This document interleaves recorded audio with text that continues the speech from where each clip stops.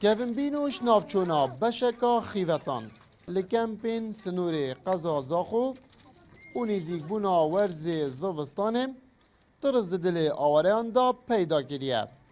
Dixwazin binîkirina xîvetan dijwariya zivistanê li ser wan sivik bibit. يعني تل شهر يقدرون نشتي زمستان يعني بين زلام القصرادة وهلا وفي تقريبا زمستان قوي به والله العظيم اي دبارتي اذا نابي يعني تدبيني كان صباندين هاو قاسي صبانده يعني نتر شغلك يخرج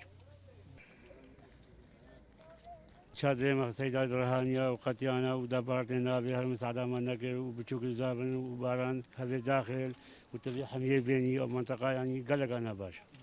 ولا چادرام فين مهادر يا ازتمون هاكمنا چينا Nexweş û zarok û dan emer ji ber ku kêmtir bergeya sermayê girin di werzê zivistanê de ew zêdetir rastî astenga dibin.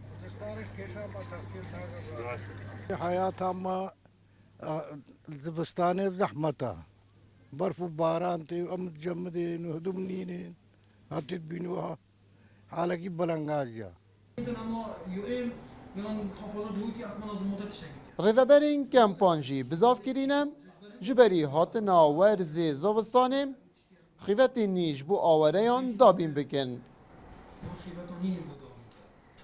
ملگل یعنی پەیوەندیدار هاتنە بە حەزکردن وەکو ڕێوەبەریا جێبەجێکار پارێزگاها دووەکێ کاروبارە مرۆڤەتی وەکو یۆئێنژی و ئەف بابەتە هاتیە گەهاندن و ئینشەڵڵا ئەم پیڤینە و بزیترین وەخت چارەسەری بۆ بێدە دیتن پێنگاوت جدید سەر هاتنە هاوێتن و هەندێک خیڤەتی دی یان بهێنە دابینکردن یانژی شێوازی وانە بهێنە گۆڕین بۆندێک و داڕەوشا ئەوارە باشتر لێ بێتەکردن Li çar kempên Sinûrê qeza Zaxo pitirî 11,000 xêzanan akincîne. Bu demê du sala ye xîvetên wan hatîne danan. Pitiriya wan xîvetan jî kevin bîne. Awaret bêjin di baştirîn rawij da jiyan li bin van xîvetan zehmet e. Zivistan birêve ye. Çavê wan jî li destekê ye ew destê ku van xîvetên diryayî ji bo wan nî bikin. Gerîb Mecîd, in Artî. Kempa Bêrsivê.